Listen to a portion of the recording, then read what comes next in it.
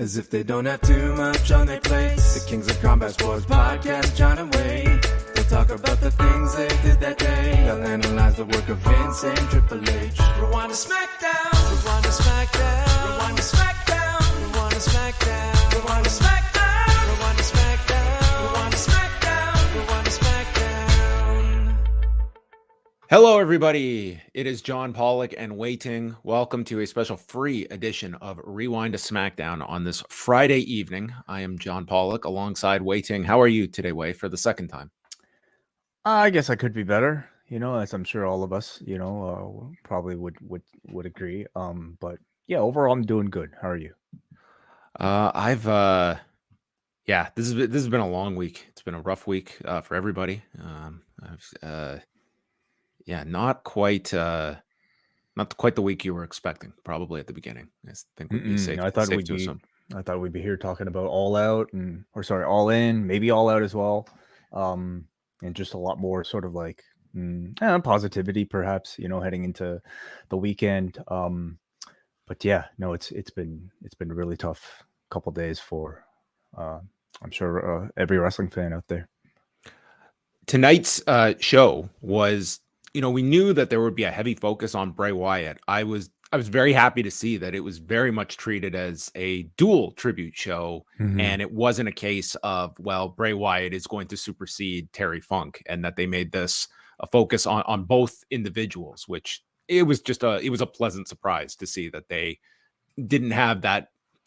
Sometimes we look at the way, is this going to be too much of a downer, or we're just going to focus on one? And these are sometimes the games you see here, but this was just, listen, these are two gigantic passings. It's on everybody's mind, and this is what the audience would have wanted to see. And I was glad to see how they handled that.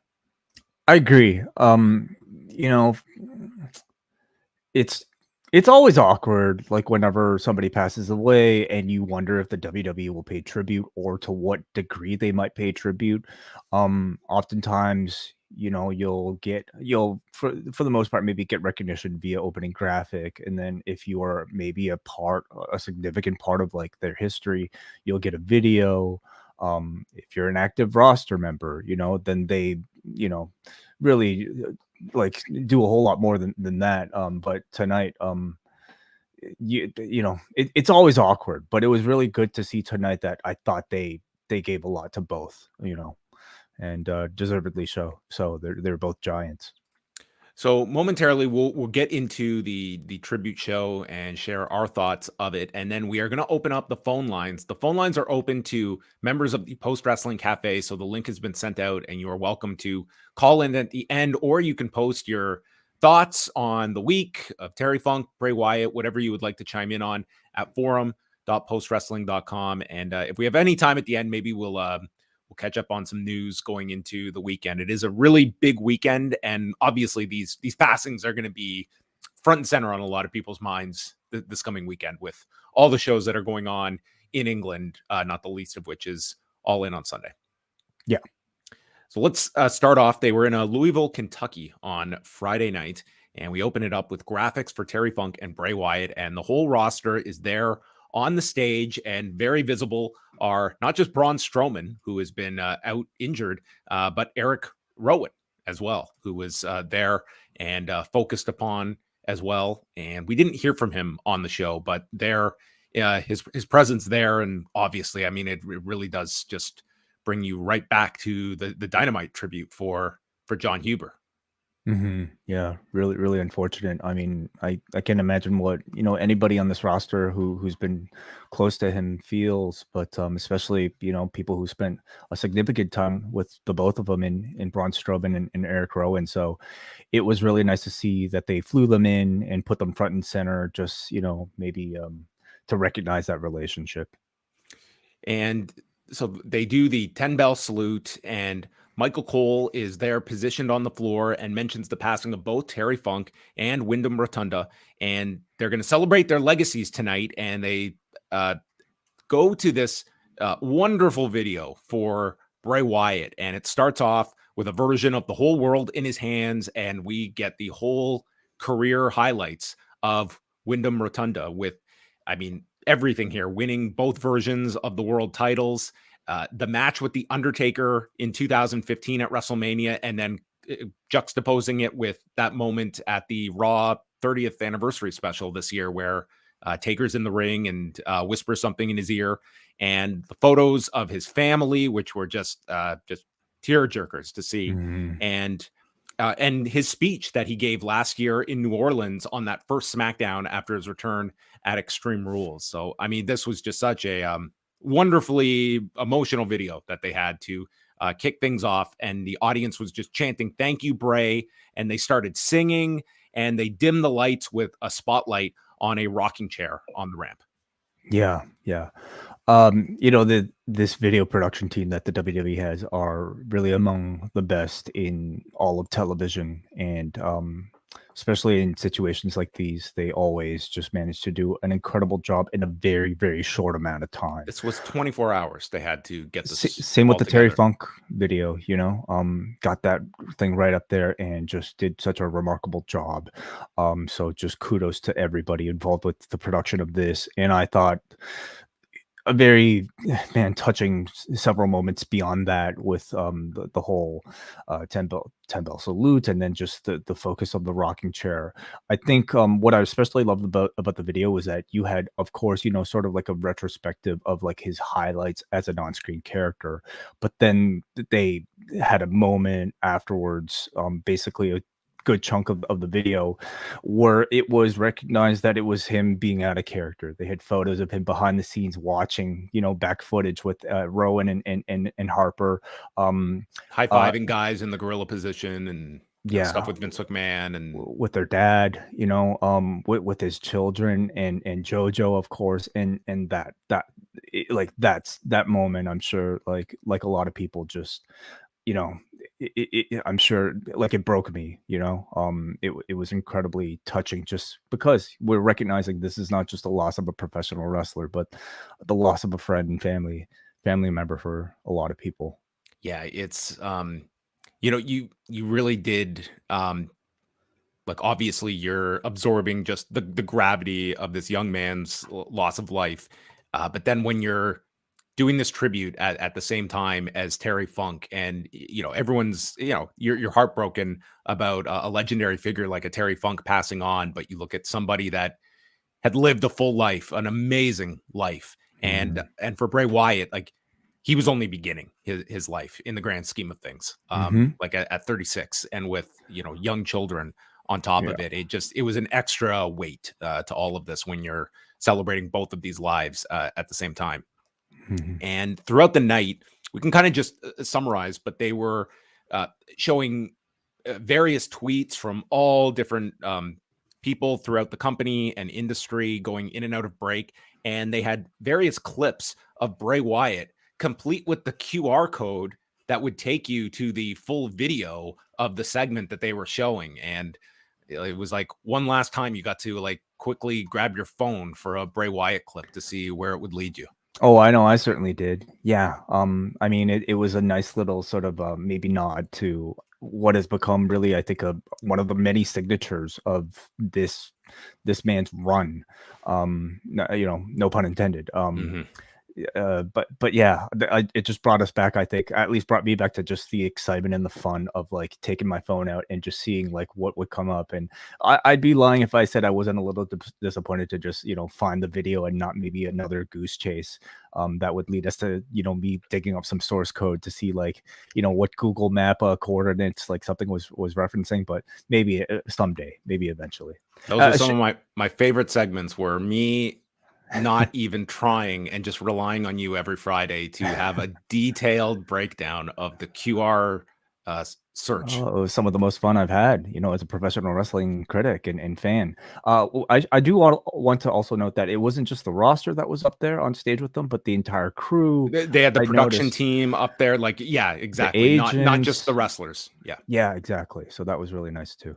There's a dude with a Motorhead shirt up there. I caught that. I don't know who it was, but yeah, sporting a Motorhead shirt. So, that was cool that they included it. It was not just for like your front-facing pro wrestlers on the show. It was kind of everyone involved there. So, Michael Cole states that later on tonight, Cody Rhodes will be honoring Terry Funk, who is, of course, one of his father's main rivals throughout their careers. And tonight, in honor of Terry Funk and Bray Wyatt, they are here to entertain, and that is what they are going to do. So we kick off, and I thought it was a nice transition. Like it's no easy feat, like trying to do the job of a Michael Cole or just even like production in general, and trying to balance scripted like combat with the very real emotions of two men's deaths. And I think a professional on-screen presence and a familiar presence like Cole being able to be the one to deliver this sort of transition, I thought was comforting, and I thought he did a really good job. Yeah, I think it was.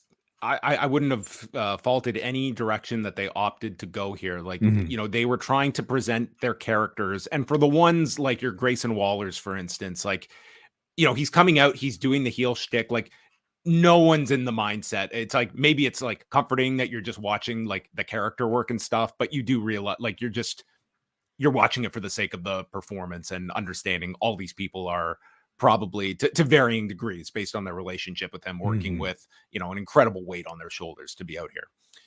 And as Rey Mysterio comes out, he is taking on Grayson Waller, and we get the announcement that at Payback, Cody Rhodes one-on-one with a microphone on the Grayson Waller effect. So order your pay-per-view, premium live event for Cody Rhodes on the Grayson Waller effect at Payback. And maybe at the end we do have an updated Payback card. I mean, certainly surprising, given that I don't expect Roman Reigns on this particular show. No, he's definitely not going to be on this show. No. Yeah, I doubt the next one either. Right. Yeah. So I definitely would have expected a Cody Rhodes match to at least, maybe not necessarily headline, but to at least support the headlining act. And we're not even getting a Cody Rhodes wrestling match. Instead, you're getting a talking segment. Maybe what to some people might feel as significant, but probably not as like this is a clear B, if not C level show. Oh, for this year, when you look at what they did for Elimination Chamber in Montreal, for Backlash in Puerto Rico, Money in the Bank in London, like this to me is the first premium live event this year that totally feels like an old like B pay-per-view. Exactly. Like this is like for whatever you want to say, like all of the shows have had some big hook to them this year that have been those have not been traditional transition shows, and this does feel like a very much transitional show. Yeah. So Rey and Grayson Waller knocks Rey off the ropes, and Arana sends Waller into the barricade. They go through the commercial break, and Waller goes into the post with the shoulder, and Rey hits a seated senton and a satellite DDT for a 2 count, and then Rey does a Bray Wyatt style senton to set up a 619, and then Austin Theory interrupts, coming out to his music. We get the roll up off the distraction, but Rey kicks out, so Santos Escobar gets involved, but Theory chop blocks Santos's knee. Theory is then nailed with a baseball slide drop kick. Waller gets involved, and in the end, it is Waller that is super kicked by, Escobar super kicks Theory, and Waller takes the 619 and a springboard splash as Rey pins Waller in 11 minutes and 52 seconds. And then there's a shot like Rey's got the United States Championship. I'm like, oh, he's stolen Theory's belt. And then I realized, oh, wait, this guy is the U.S. champion. So yes. There you go. I'm updating my reference point here. But yeah, Rey gets the win, and we're going towards Rey and Theory. That not the hottest match going into Payback, but nonetheless. It's really not. I mean, I really just see it as a transition, like you said, John, or maybe just a backdrop to the Santos versus Rey feud, which they seem to be at least cooling off a little bit for now, just to kind of build up to this. It seems like at least for this week and certainly into next, we're getting Rey and Santos perfectly happy on the same page. They are doing the tag next week, so you could always do some kind of angle going into the pay-per-view. But I think they're going to slow burn it. Really like show them on the same page together, and then at some point you might just get somebody snapping somewhere. Yeah, I still like the idea of eventually like Santos like gets these wins together and he challenges Rey, and Rey just gives the explanation of like, I can't fight you. I've already lost my blood. I can't lose another one. Sure. And that sort of precipitates the reasoning for Santos Escobar to turn. And you've got a tangible reason that some can sympathize with, and you can also see Rey's side to it. But That seems to be the most intriguing direction. And you can do that. I think it does help to have a title. For if they go that direction, you should have something at stake. Definitely. So this is like a rare Grayson Waller match, I feel, at this point. Yeah, I mean, he had the Edge one that was pretty big. This guy doesn't win a lot. Well, I don't know if he necessarily needs to. How would you assess like his in-ring thus far? Have you seen improvements in the NXT days or a regression? What do you feel? I don't think he's had the chance to have a big match yet on the WWE stage. I mean, maybe the Edge one would be the one from Madison Square Garden. It's not anything that's kind of blowing me away. Like they had 12 minutes here, and you are here with Ray. I think I mean, you can see like this guy is getting a lot of focus with mic time, and that's helpful. And it almost feels like he's so good in that department that they do feel like this guy can absorb all these losses and it's not going to hurt him. And time will tell with that. I think his in-ring has been fine. If we're grading like maybe a great speaker on a curve to be able to say, okay, like for a guy who's really known for promos, he's okay in the ring, I would maybe suggest that.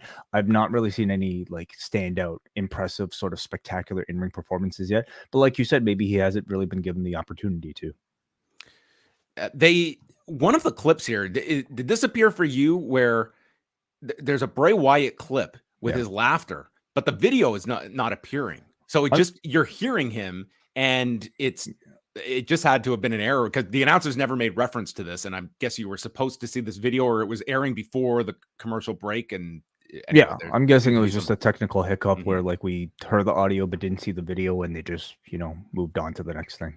Yeah, because it's like this crowd shot, like this overhead shot. So you almost think that like the audience is hearing this on like the speakers, but not the case. Cole mentions we're here in Louisville, Kentucky, the home of Ohio Valley Wrestling. And Bray Wyatt was not in OVW, but did get his start in Florida Championship Wrestling with you, Corey Graves. Like, what a segue. Yeah, I didn't know exactly what the point of this was, maybe other than to just set up Corey Graves to say something about Bray. It's like, you guys were in developmental, and this place used to be developmental, but not where you guys went to developmental. Yeah. Yes, Michael, we did. And that was Graves' chance to speak about FCW and Windham bringing a smile to everyone's face. As Graves kind of explained, it was, I guess, not always the most enjoyable place to be in FCW. So Windham was a ray of sunshine. We had highlights of Zelina Vega's 2 wins over IYO SKY this summer that have set up this title match for tonight. I had no idea this was actually a thread that they were building. I mean, I don't think they were either. This felt like a happy accident that they were going this direction, and someone pointed out, hey, do you realize she's 2-0 against IYO SKY from prior to SummerSlam? Okay, well, good for them. They found a reason. Hey, it was a rationale for a title match for Zelina Vega. Kayla Braxton interviewed Damage Control and brings up these 2 losses, and Bailey jokes about Kayla Braxton being so small, maybe LWO will recruit her. And she calls the losses that IYO sustained flukes, and that IYO is a once-in-a-generation talent. This is IYO's era, so buckle up and enjoy the ride. So IYO SKY against Zelina Vega for the Women's Championship. We have Sky flip her off the turnbuckle and applies a crossface. Vega comes back with a hammerlock DDT and a Meteora, and Sky is back. Springboard missile dropkick and a scoop slam, spikes Sky with a DDT, and then Sky avoids the code red to hit a power bomb, goes for the over the moonsault, but gets stopped when she is yanked off, and it is Vega with the code red, but Sky rolls to the floor, and as Vega goes after IYO, she gets thrown into the stairs and then into the ring, running knees, and over the moonsault as IYO SKY retains in 6 minutes and 13 seconds. With the stairs being the difference maker.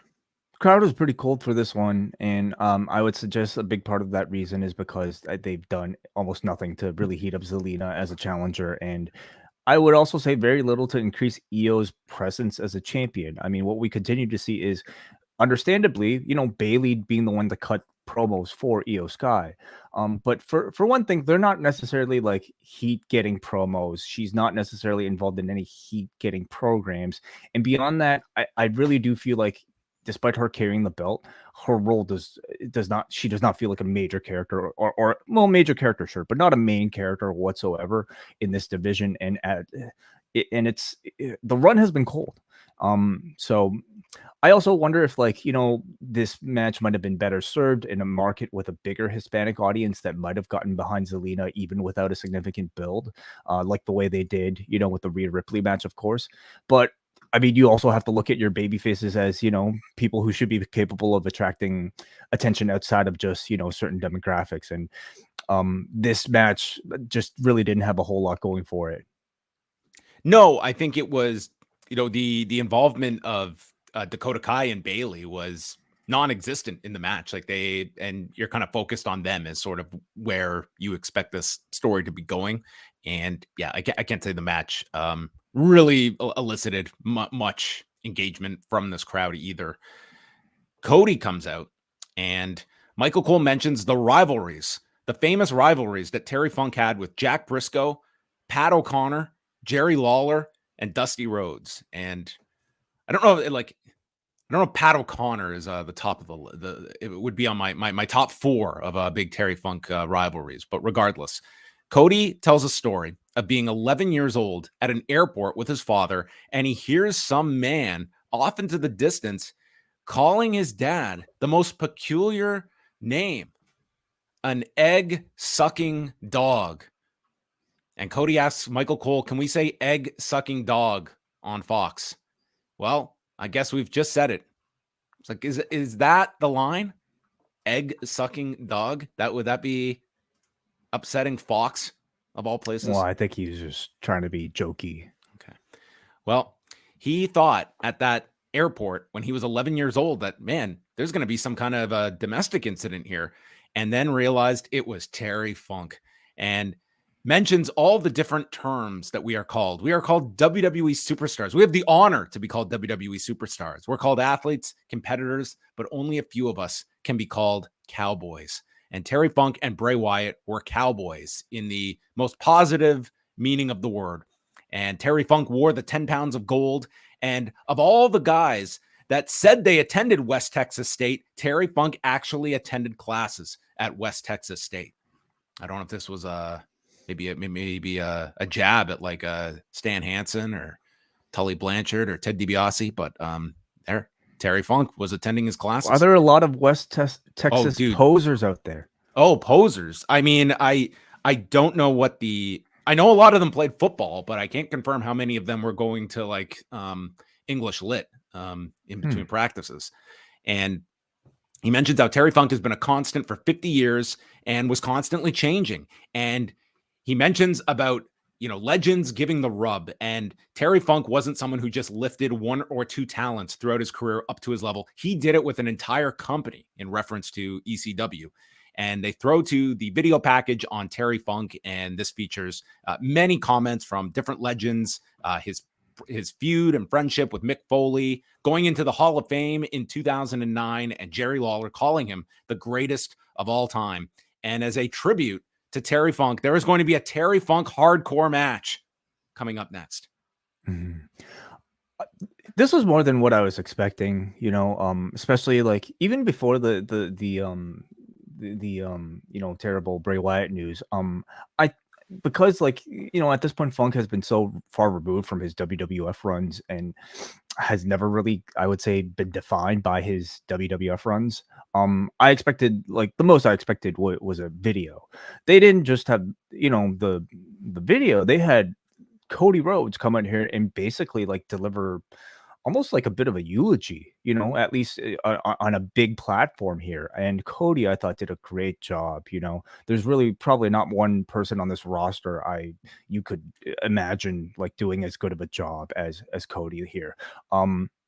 You take your guy on the current roster who might maybe have the closest personal connections, at least, in terms of a last name, to Terry Funk, and he just so happens to be an amazing promo. He just so happens to be your top baby face and a proven ratings draw.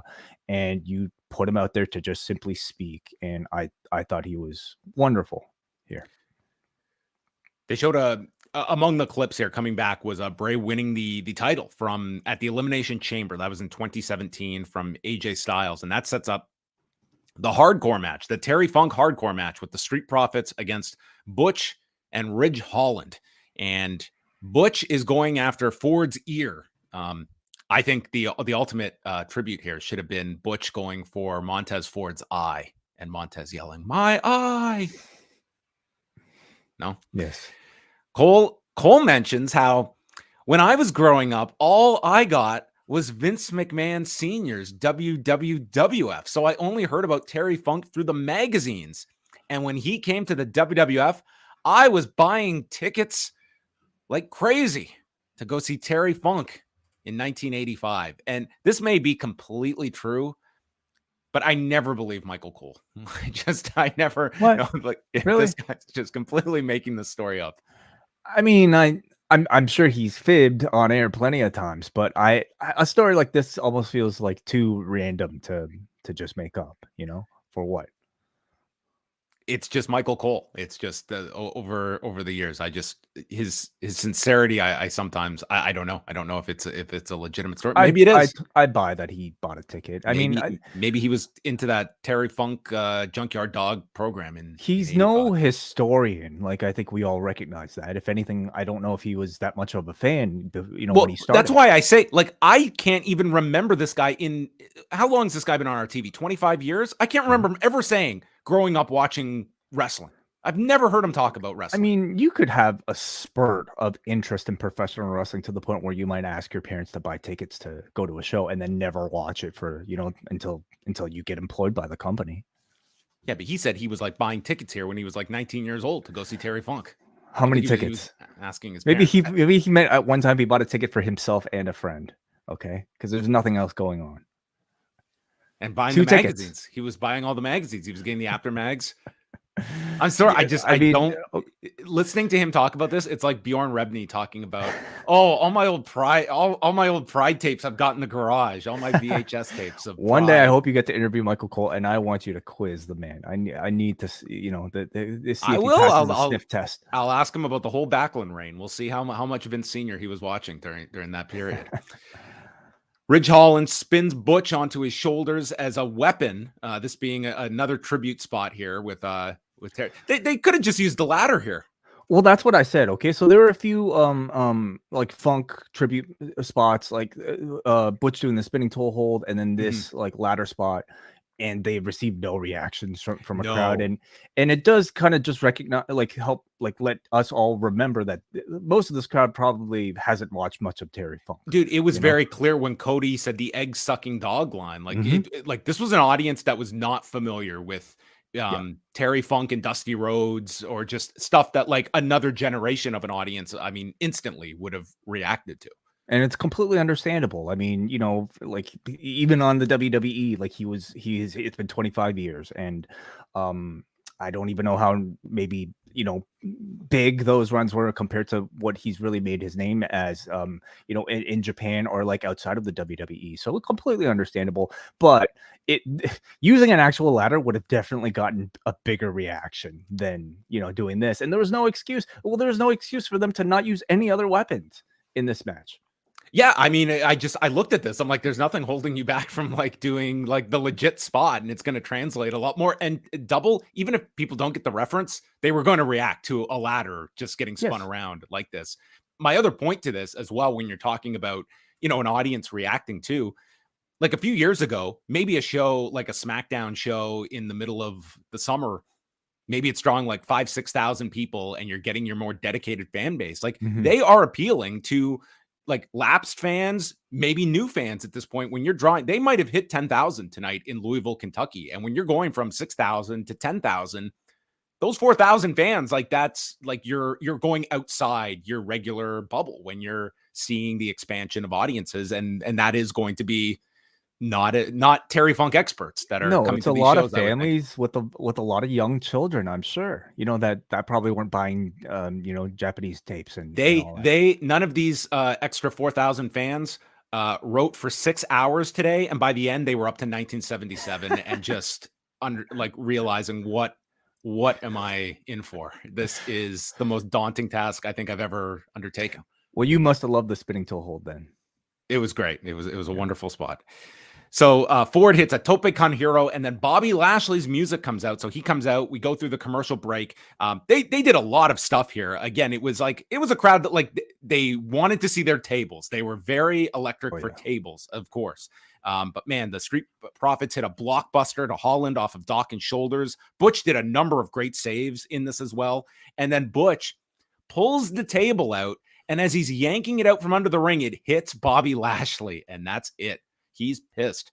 And the table goes in the ring, and Holland does a Samoan drop DDT combo. Butch snaps Dawkins' fingers and places him onto the table, and as Butch climbs up, Lashley knocks Butch to the floor and nails him with this spear. This was a great looking spear, but the level of a spear now, it belongs to Braun Breaker, who is just like destroying dudes in half with his spears on NXT.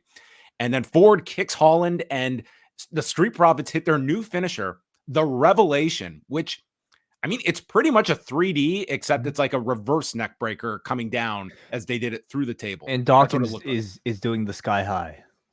Right. Instead of like just the, I mean, it's kind of similar. Yeah. It's just like you're turning your hips. Devon does like a flapjack, but yeah. So they win with the Revelation in 12 minutes and 34 seconds. And the Street Profits get the win. And this was a good match. I mean, it didn't like the audience was like up and down for different spots. But I mean, I thought these four did a pretty good job.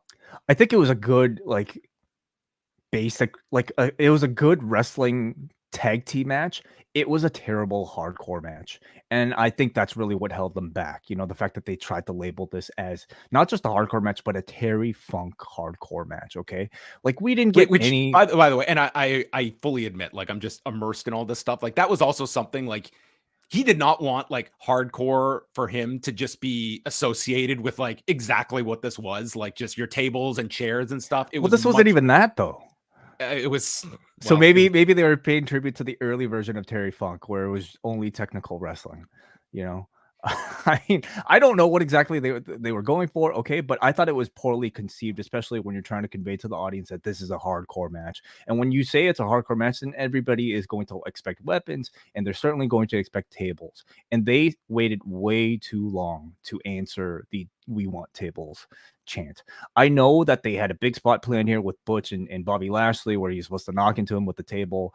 There is no excuse for them not improvising or at least like designing this match to have that spot earlier, so you at least get those chants out of the way and you can use the table teases throughout. There's also no excuse to not use more than one table in this hardcore match. It's not like the match ends with the table break.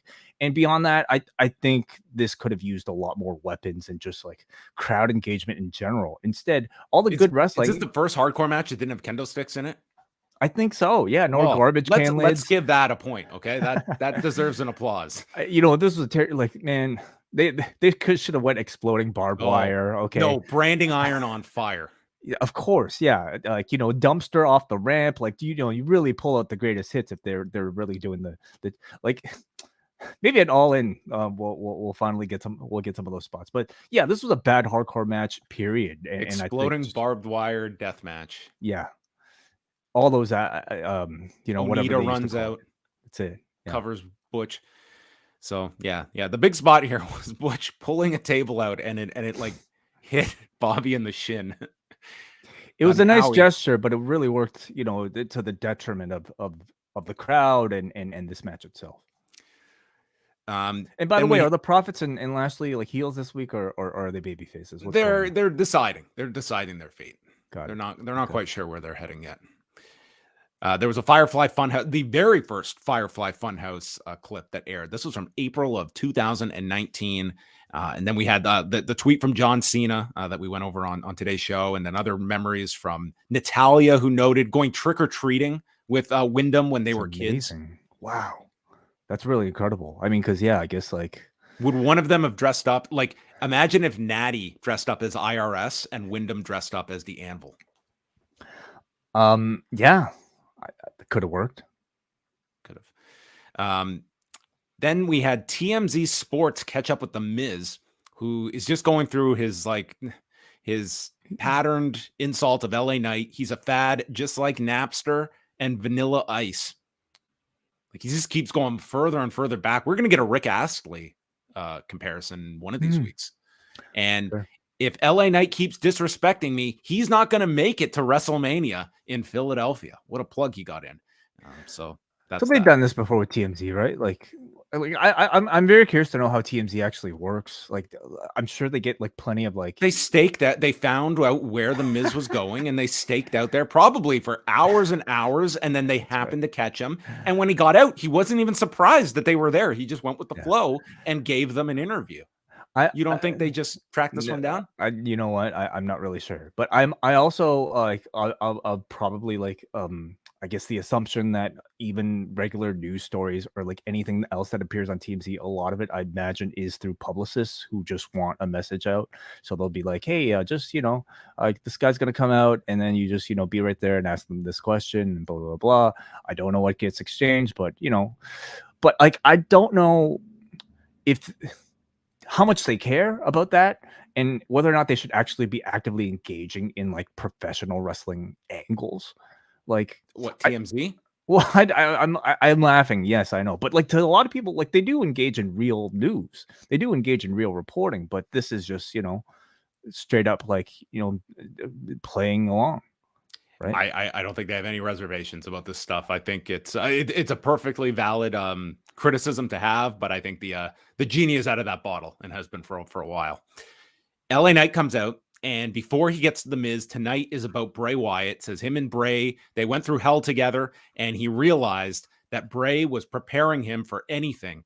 And he said how his heart breaks for his family, but all of you here can feel the spirit of Bray Wyatt in this building. And he thanks Bray and then goes into his promo on the Miz. States that him and Bray, they were not best friends, but, paid tribute to the guy. And then it's just flipping it over to the Miz and calls it the same old tired material about being a fad. And if he's a fad, he's fine with that because the Miz wasn't even a fad. He wasn't even the star when he was paired with his own stunt double and played background. Shout out to Alex Riley. No, that was Sandow. Sandow, and that's right. He played background to The Rock and John Cena, bragging about winning the title 12 years ago, and challenges The Miz anytime, anywhere, whether it's on Raw, SmackDown, or even on TMZ. And a wise man once told me that, Miz, the next time you see me, run. Yeah. I mean, tremendous pressure on LA Knight to basically kind of have to play like a counterpart to Cody, talking about funk here. Like Knight basically had the role of like being the roster member to speak about Bray Wyatt here. And I mean, I like not only that, like Knight was like the guy like that was positioned on this show, like to close the show with your like a super clean victory and paying tribute. Like he top was babyface. Lead actor. Yeah. Like he was like the guy that they were sending out to close the show.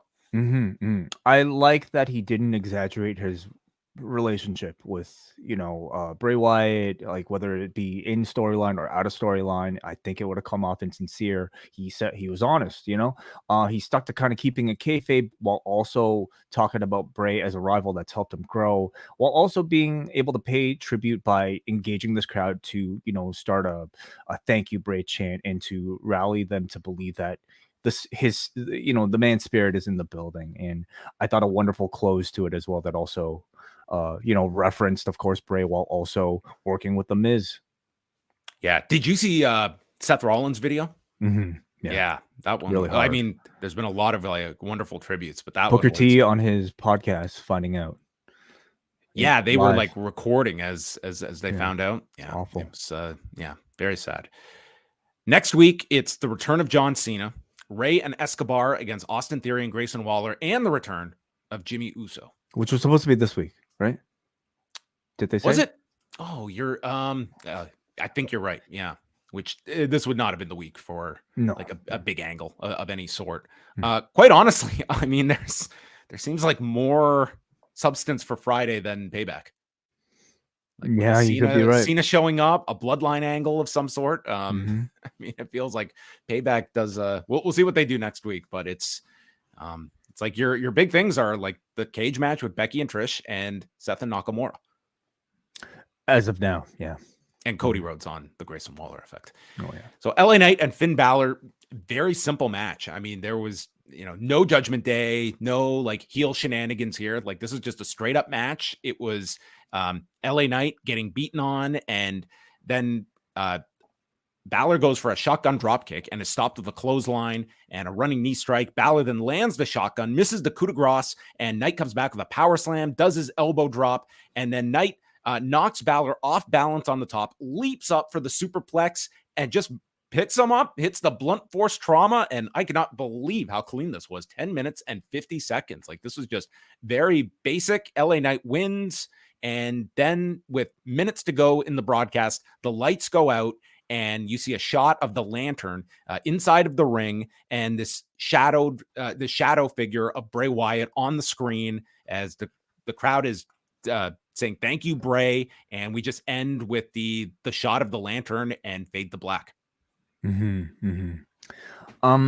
Yeah, not much to say about the match itself. It really does kind of feel like one of those matches where everything in ring was just kind of secondary to the situation itself. I think it was nice that they just, their focus at least here was to give the crowd a happy moment. The fan favorite got a clean victory in the end.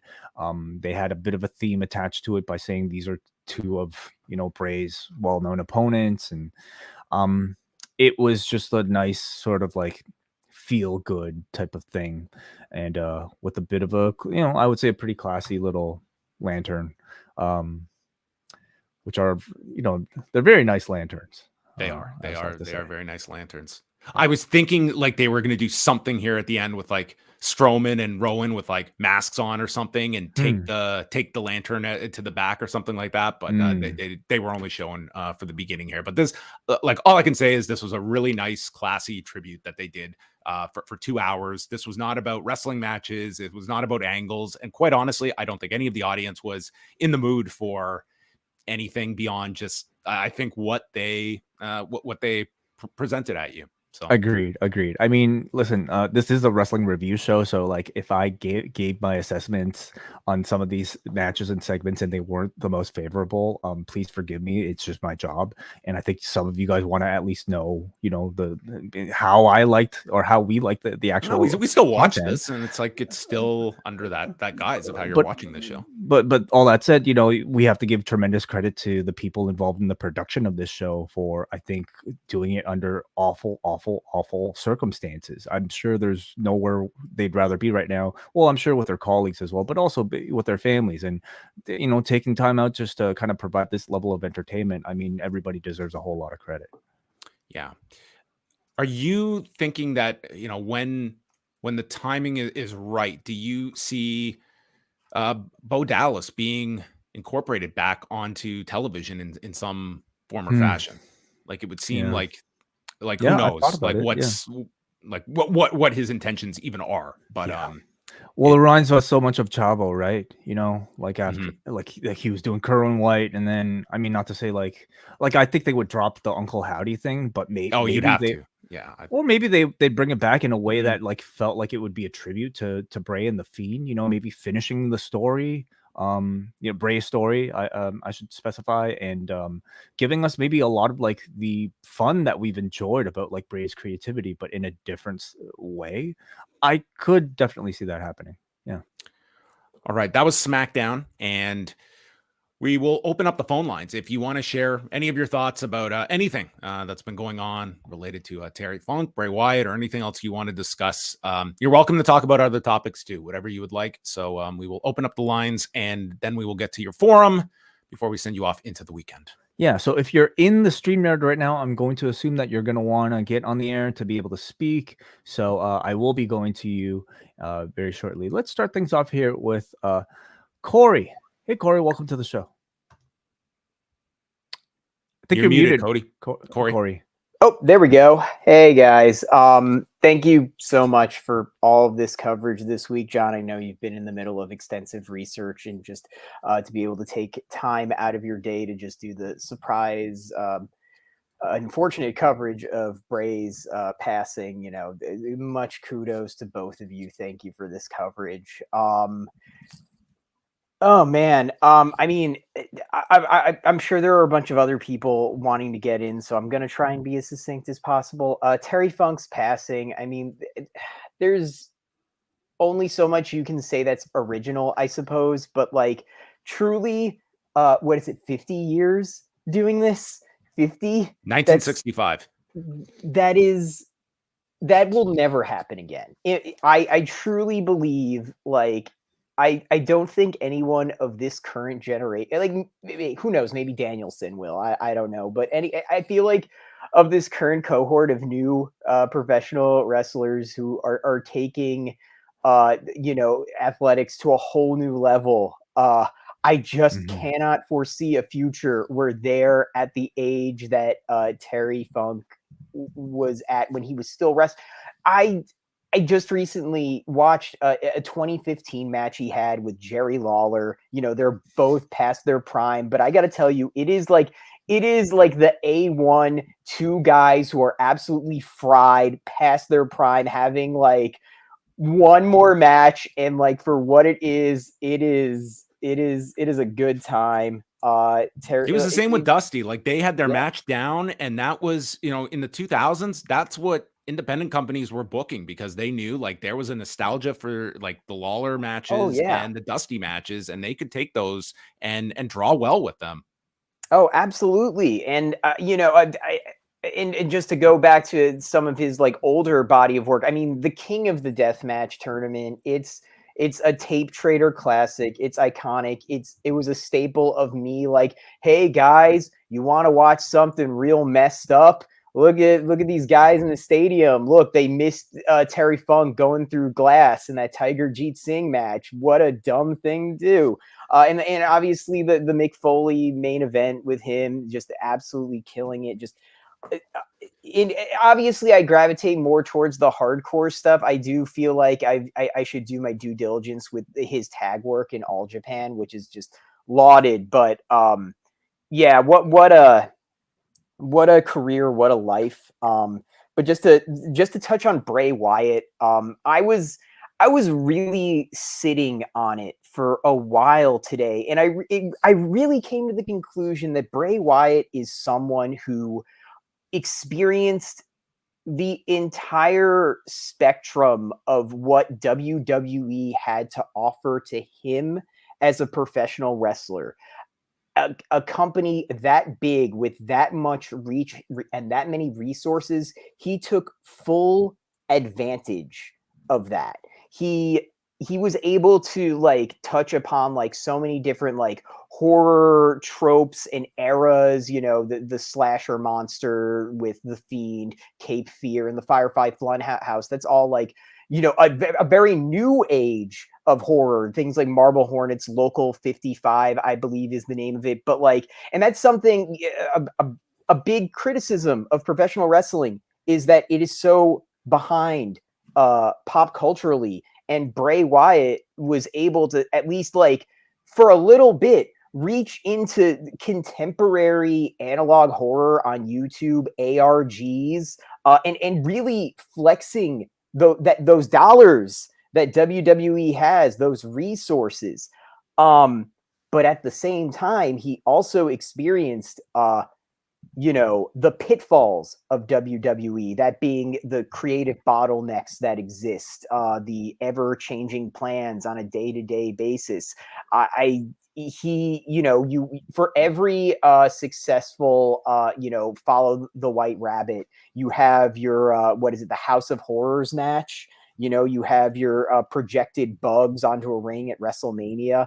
He truly experienced everything, and I mean everything, that you could get from WWE. His highs, his lows. He took advantage of it all, and I realize this is a bit of a hyperbolic statement when I might say this, but he was also like sort of the biggest victim of the system from an administrative perspective.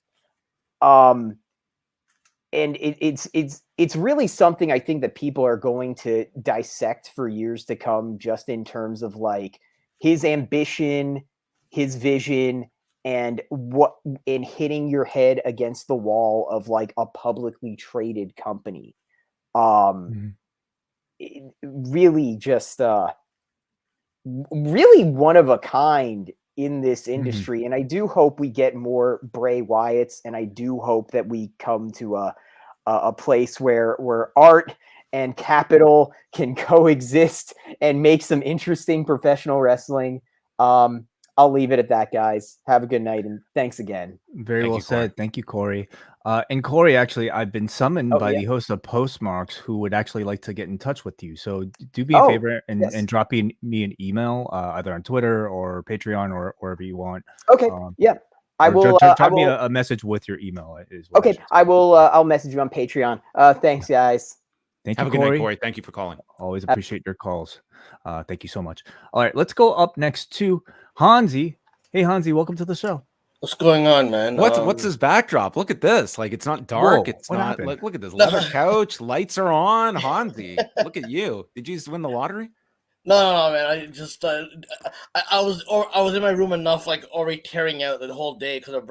I don't know. This one hit me. The last time I think Is this your interview section for Dark Side of the 2000s? Were you interviewed for the No. episodes on the Shock Jocks, and this is where they set you? No. I actually wish I was. I mean, I was better than a lot of the other some of the people that were on there, whatever that they got. But no, it was. Are those on in Canada, by the way? The 2000s ones? I on saw Crave. them. They're in Crave, right? I could only see the 90s ones. Are the 2000s up there? I used a VPN to watch it Okay. on the Vice channel, so that Okay, you know, that's what I thought. NordVPN, by the way. Of course. No, of course. Slash Post Wrestling. Yes. no, but no, you know, I did. But they were telling me because I found out because of you when you were going through it. So I didn't know. I actually liked it a lot. I've been watching the whole series actually now. Uh-huh. And I thought I thought like a lot of it's pretty good though. So I think they did one on recommended- TMZ just for Way. Okay. Yeah, the Thank TMZ you. one is the TRL one is actually probably one of the better ones that Yeah. I've seen. Like that The one. dark is- They side all of look like interesting TRL. subjects. What is the dark? What can there be dark about? Well, it That was show. more, it was more about like it actually reminded me of how like it's like the exact setup of WWE. Basically, the early '90s were like a downtime for MTV programming, and it was like a bunch of stuff that they're experimenting with. And then during like '97, they started doing like TRL, and it started out like bare bones type of stuff. And it talks about like how just some of the crowds got out of control because a lot of celebrities started coming through, and Mariah Carey like almost got naked on it, and they couldn't control it. And then they go into like some of the VJs who were like just regular fans who are dealing with like the new internet of dealing with creep. So a lot of the stuff in the 2000s, it correlates now because it's like on steroids now with like social media and all that. So that's what I actually enjoy about the 2000s one. That but the 90s one, I've seen a couple of those. Those are pretty good as well. But Cool. I'll say this. Again, I this is like probably the death that I took harder than I took Bobby Heenan's death. That one made me tear up. I again, like I've become so like I hear everyone dies every single day. Plus the last decade of like nonstop trauma porn on your timeline with like nonstop deaths and all that kind of stuff. So I thought like I've been like and then I have my coping mechanisms to deal. I can't deal with death all the time, but this one actually made me break down and all that. And maybe because I relate to like maybe because I kind of look like him a little bit, and I also like have the same mental health struggles, and I know how it is more like messed up when you're in the industry because there's probably a lot of mental health stuff that people don't realize. Not to say that anyone who's a regular person who has mental health issues that like you're less than or anything like that. I just look at it on the industry. It's like a cutthroat game, and like like somebody like gutting your creative ideas, and you're already insecure being in the entertainment space. Like it could really do a lot to you, and it feels like Bray was one of those guys. And like I used to like love the guy's promos, but then it's like he was like a prime example of somebody who would cut like a really scathing promo that would make you go, wow, this guy's gonna deliver. But then when your booking is not there and you don't deliver, then it's like your promos lose wind. And I felt like certain times he would have that. I hated that because I saw so much potential with his feud. Like, dude, like that Wyatt and Shield feud is still like one of my favorite things in the 2010s. You know what I mean? Like even the promos with John Cena were awesome. You know what I mean? And then the Undertaker stuff was pretty decent. Like I just thought he did some pretty decent work. Probably one of the more creative minds. And I wish I could have picked his brain, but you know what I mean? Like maybe another lifetime or something like that. But I just want to say RIP. Plus Terry Funk. But I'm glad I wasn't. I didn't watch WCW, but I'm glad that my experience with Terry Funk came in, because when I got into wrestling in the late 80s, there'd be like a video store where like a family friend would record some of these Coliseum videos or compilations. And so throughout 1987, 1988, my parents would rent some of these older videos to us to catch up on the war to settle the score and all that. And I remember seeing Terry Funk and Haas Funk, who was Dory Funk, obviously. And I saw him like, be this larger than life heel, feud with Junkyard Dog and Hulk Hogan. And I thought he was like one of the coolest dudes, even though he was a heel. And so then I never knew whatever happened to him. And then when I got on the internet, he was like this legendary guy for ECW. And I'm glad that he got whatever happened to Terry Funk in like 1999. Yeah, no, sometimes when I didn't have the internet, I would wonder where some of these random guys, like I would go, like my first WCW match in 92, like late 92, was seeing Barbarian against Too Cold Scorpio. And I'm like, Barbarian, I saw this guy in Powers of Pain. Where did he go? And then when I saw Rick Rude there, I'm like, holy shit, Rick Rude's there. So that would be like one of the best surprises when you watch WCW, because you see guys you saw in the 80s just randomly appear and stuff like that. So when I saw Terry Funk, man, I was glad that he got a chance to like be in the Attitude Era, even though the Attitude Era is not really representative of what he could do whatever. But going, like, again, I enjoyed WH Park and your guys' breakdown of his career. Whatever, like, again, I don't want anyone to die, but like I guess like your guys are the best place to come to whenever like someone does pass on, because you guys like go through the career and I feel like I learn much, and then I want to go back and watch. And I've seen some of Terry Funk's old stuff, and I really think this guy probably had one of the best careers on the planet in my like if I had a career like Terry Funk, like, maybe I didn't headline WrestleMania and all that kind of stuff, but I would give anything to have a Terry Funk career, more so than like someone who'd be on like a John Cena career, if I'm being completely honest, from the experience and all that type of stuff. And before I go, I just wanted to give you guys like that, but before I go, I gotta give props to the Nakamura promo from Raw. That was a really well done promo. I wish that they've always done it like that. I personally think that like I don't think Nakamura's winning it, even though I wouldn't mind if he did win it. But now that they're bringing up Seth's back, I personally think that this will be like an ongoing storyline, which will then maximize when like maybe Gunther faces Seth Rollins and he just demolishes Seth Rollins' back, where like you can do like a stretcher angle or maybe almost retirement type of angle that you get this classic 80s beatdown. You know what I mean? So I do think it will lead there. But if they are going to push Nakamura, I would hope that Nick Khan, I don't know if you guys know Little Uzi Vert. He has a song on his album called Nakamura, and it's basically the Nakamura song, but he's just rapping over it, and it sounds really good. And I'm not really into Little Uzi Vert's stuff, whatever, but I think they should license that and make Nakamura feel larger than life. I just think that with Nick Khan always wanting to cross promote and all that kind of stuff, that'd be actually fitting. And Little Uzi Vert's like a top rapper right now in the game. So, but I'll leave you guys with that. And again, guys, good work as always. I've been enjoying the constant shows, and hopefully I'll be up for All In to call in when it's done. I don't know how long the show is going to be, but again, thanks guys for your coverage and everything and that. So peace out. Have a good night, Hansi. Thank you, Hansi. I think that's a great idea if they continue with this Nakamura push. I mean, will he be a champion on a show as big as like a WrestleMania? I'm kind of doubtful for that. Who's watching this whole the breaking of Seth Rollins' back and just regretting Roderick Strong? It's like, oh my gosh, that was my chance. My chance. Yeah. Well, he's got a much better story going on right now, doesn't he? Okay, let's go up next to Anthony. Hey, Anthony, how's it going? Hey guys, how are you? Hey, doing well. Thanks for calling in. Yeah, it's late here in the UK. And whereabouts in the UK? In Essex, so a little bit outside of London. You going All In? I am. Okay. Seats way at the back, but it should still hopefully be really good. So we're looking forward to it. Amazing. So I thought I'd stay up tonight. No, thank you. That's right. I thought I'd stay up tonight for the show anyway with Bray. I haven't got too much to say on Bray and Terry. You guys have sort of said it all. I was kind of like, utterly shocked, obviously. I didn't see much of Terry in terms of Bray. It was a huge shock. Not just as a performer, and I guess as you guys said this as well, but like, I know my son is going to be up in 2 hours, 2 years old. So as a 36-year-old, sort of quite new father, look, it's tough. That's the hardest thing I think to kind of swallow. But you guys have sort of said it all. I think the other thing I wanted to actually talk about was about the two guys that sort of cut the main promos tonight. So with Cody, I've been a big fan of Cody since dashing Cody Rhodes days. So I'm a little bit biased, to be honest. But to be honest, before his return, I'd kind of given up on WWE to some extent, and I just think his obviously in ring he's amazing as well. But his mic skills, I know in some spheres people might see him as almost too polished. If you know what I mean, I think a while maybe in AEW people thought he was a bit insincere, but I just get emotion. I get emotion from this guy. Maybe it's just me. I see him walk into the ring, and I'm already feeling emotional. It's mad. I just know I know he's been talking almost about nothing recently. We've seen that with no sort of major program, but I could I could listen to him forever.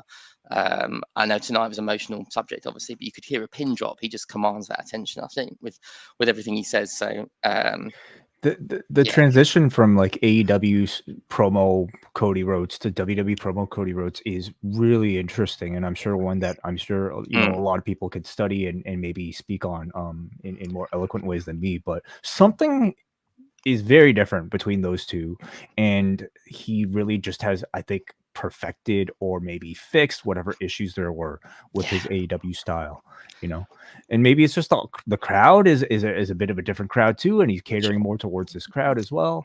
But he's really, I think, at, you know, final form right now is what I this is peak Cody. So yeah, I think he should be winning the title, and I think I guess at Mania is what we're looking at. But I think, and the only other thing I was going to add was then LA Knight, a little bit different. I think tonight you could tell he was a bit emotional actually, so not as clean maybe, but that almost worked, I think, in his favor for that. Absolutely sort of stellar promo, like you said.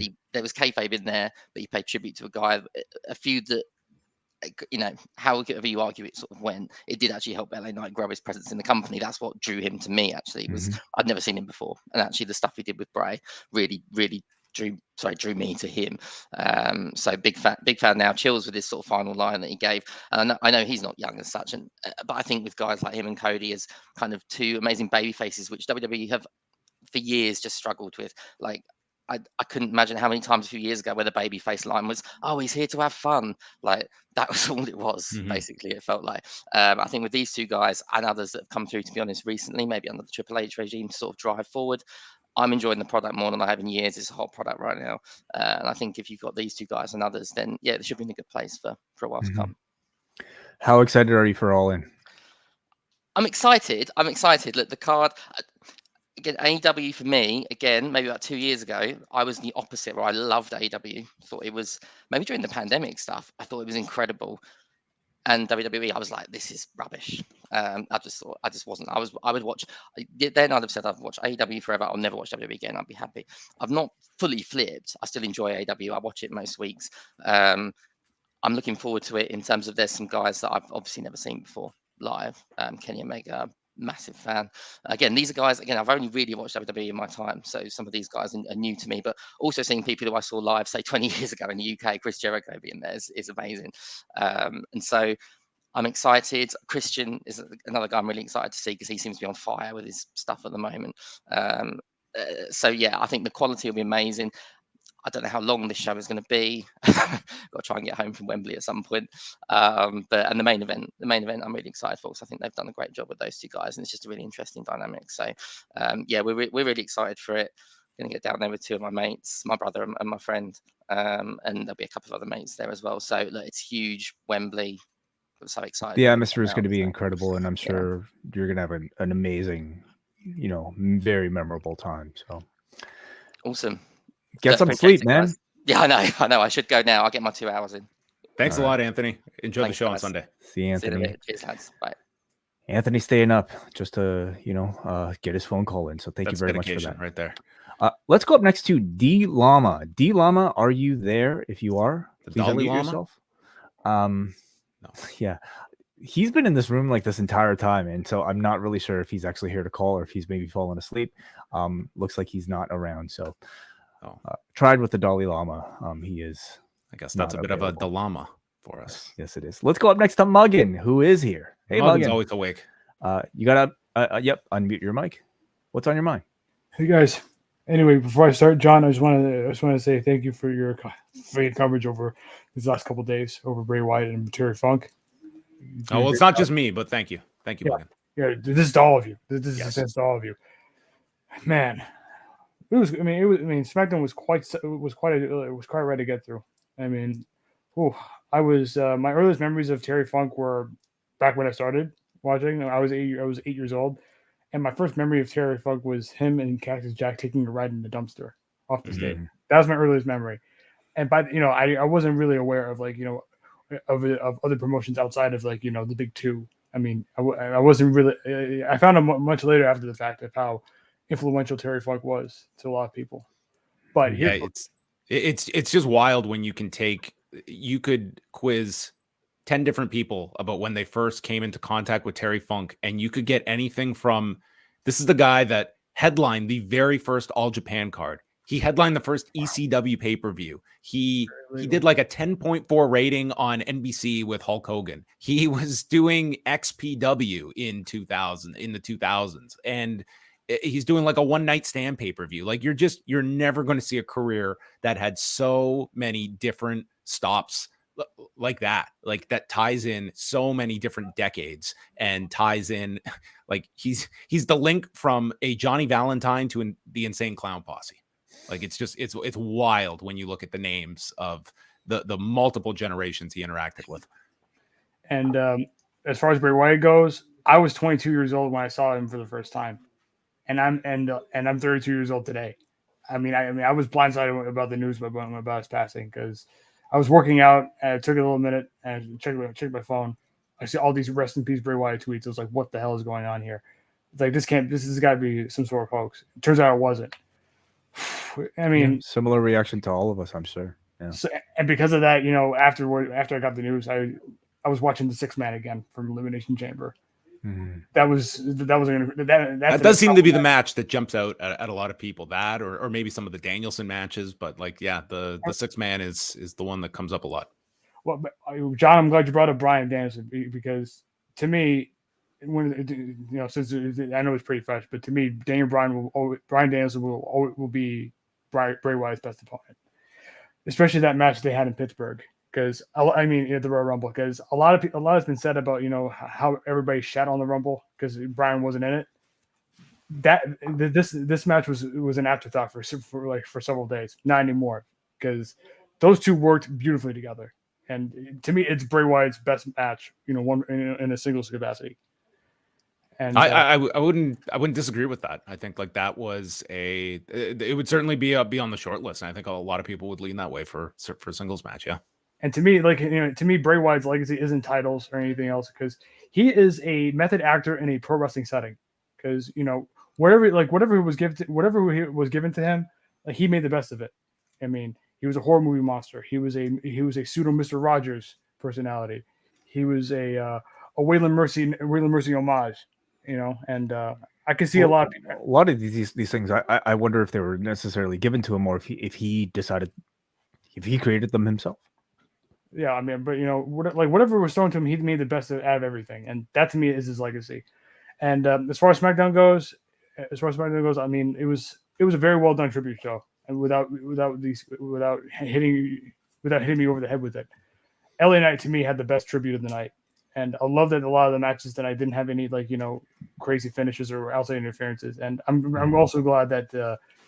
Whatever was planned with the Bloodline got pushed back another week because this isn't the time to do it. So it was all about Bray today, and I thought they did a very, very fine job. Those video packages were fantastic. Yeah, they were excellent. And it was also nice to see Eric Rowan and Strowman show up because I know how much Bray meant to both of them. All right, guys. Thank you, Muggin. Appreciate it. As always, Muggin. Let's go up next to Brian. Hey, Brian. Good evening, guys. Yeah, so rough week, obviously. Really nice tribute show, and echo your sentiments towards the production team for all the work they've done on this show. And in addition to Bray Wyatt's family, I was curious of how Eric Rowan was doing and Braun Strowman was doing, so I was very happy to see both of them in attendance. And yeah, Bray's just the character. I really enjoyed early on with the Cape Fear takeoff, and I was watching NXT like before it came to the network on Hulu, and just seeing how this character developed. So when those vignettes for all of them coming up to the main roster started airing, like I knew the buzz. I was feeling the buzz immediately, so I was glad that carried over. And like you said earlier today, like a lot of his best stuff involved the lead ups to the stages of his career. As crazy as the creative got with his characters, it is still like definitely some creative stuff going on, for better or worse. And yeah, Terry Funk, I could just talk for hours, but I won't. But he is a national treasure shared with the world, one of the best ever. I was lucky enough to, when ECW was airing on TV, I was able to catch it on my actual TV because I live in the area. So whenever I would catch it, Terry Funk was a presence, and it definitely felt like it was beneficial for both him and the company working together. So by the time he won the title, dethroning Raven at Barely Legal, it made sense in the story that they were telling. And like years later, when those Ric Flair WWE DVD sets came out, that's when I determined, this is like Funk at his best, because they included the match he had with Flair at Great American Bash '89, and then the Clash of the Champions match that Mick Foley has cited as his favorite match ever. And just like, these matches are fantastic. And I've also this week been hearing from online friends who've talked about their own experiences meeting Funk, like outside of shows, and how selfless and giving that he has been with his time talking to them, and just how great that's all been. So so that's all I can say on both of those guys. Tragic, but worthy of being celebrated. And looking forward to your all-in coverage on Sunday. And that's all I got. So thanks a lot for the thoughts, Brian. We really appreciate it. Absolutely. Thank you so much, Brian. Hey, on that note, we should maybe tee up. We do have all-in coverage live here on youtube.com/post wrestling right after the show ends, which we're predicting around maybe 5 or 5:30 p.m. Right, John? I'm hoping. We'll see, right? So we'll be here doing the show live, and again, taking our patrons' calls right afterwards. So do check us out for that. On top of that, we have the latest edition of Postmarks coming out at postwrestlingcafe.com too. We've got Bruce and David talking to Mark Polisel of C4 Wrestling. So looking forward to that on postwrestlingcafe.com, all available for free. So shall we get to some written feedback? Yes, we'll start off with Saeed from Vancouver, a beautiful and moving tribute package to kick off the show. I was holding it together until they showed him with JoJo and his kids, and I broke down. He was definitely one of a kind and loved taking risks in the name of entertainment. Think if I had to pick a favorite Bray moment, it would have to be the Miss Teacher Lady promo. How he took the crowd from chanting "what" to them cheering for him and singing along. He really did have the whole world in his hands. Going back and listening to the return promo after Extreme Rules 2022 really does hit different now. Amazing tribute as well from Cody for Terry Funk, and another amazing tribute video by WWE. Thanks for the special episode earlier. Rest in peace, Windham, Rotunda, and Terry Funk. Forever and always, follow the buzzards. We go up next to Manny from Pacoima, who says, I decided to skip tonight's SmackDown, and we'll probably watch the tribute video if I ever feel like I'm ready to watch it. Bray Wyatt, if I could sing his praises, I'd be here for hours and maybe even longer than that. As Husky Harris, I was immediately drawn to him and wanted to see him succeed in WWE. Once Bray Wyatt was born, I became a forever Firefly. Through Bray, I found my voice. I found a confidence. I was aspired to be like him, and I wished I could speak words as easy and poetically as he did. When Mania was around the corner, I was excited at the chance of being able to see him wrestle live, hoping for the chance of being able to meet him one day, hug him, and tell him how thankful I was that he was sharing his art with us. As I read the tweet from Triple H, I immediately broke down. Crying for someone I've never met but felt like he knew me, there was still so much he had left to teach his children, so much love he had left to give to his family and friends. A piece of him has been etched onto me forever. Thank you, Bray, for saving me. And he has a quote here. If you need me, I ain't hard to find. All you got to do is look up in the sky and follow the buzzards. Fly forever, Firefly. I'll miss you deeply. time is on my side. Well, thank you very much, Manny, as well as Saeed from Vancouver for your memories, for your thoughts. Obviously, yes, it's been a very difficult week for everybody, and we thank you for listening and sharing your memories and thoughts of Terry Funk, of Bray Wyatt, and we're going to wind things down. But as Wai mentioned, we are going to be back on Sunday after All In. Also going down this weekend, we should note, is the RevPro card. That is quite the loaded show on Saturday. That's on RevPro's on-demand site. And among the matches, it includes Michael Oku and Trent Seven for the undisputed British heavyweight title, Shingo Takagi against Will Ospreay, Zack Sabre Jr. against Ricky Knight Jr., Tomohiro Ishii against Luke Jacobs, Flash Morgan Webster and Mark Andrews of Subculture defending the RevPro undisputed British tag titles against the Velocities, Paris De Silva and Jude London. El Phantasmo teaming with Katsuyori Shibata against David Finlay and Gabe Kidd. And then others on the card include Leon Slater against Dan Maloney, Kosei Fujita, a six-way scramble match. It's a very loaded show that RevPro has going on. So that's going to be on their RevPro on-demand site that they will be streaming it live if you want to check that out. But very good chance that the match of the weekend could end up being on this show. Not bad for an indie. No. Help Will Ospreay put his stepson through college. That's right. By tuning into the indie on Saturday. And then Impact actually has back-to-back nights, Sunday and Monday in Toronto. They've got their Emergence card where Sonata is not working Wembley Stadium. Instead, he's going to be at the Rebel Entertainment Complex. Just as legendary, I would say. Mm-hmm. Yeah, they're doing a rematch with Trinity and Deonna Purrazzo on that card. They've got the 8-man tag with Alex Shelley, Chris Sabin, and Kushida with Josh Alexander against Brian Myers, Bully Ray, Leo Rush, and Moose.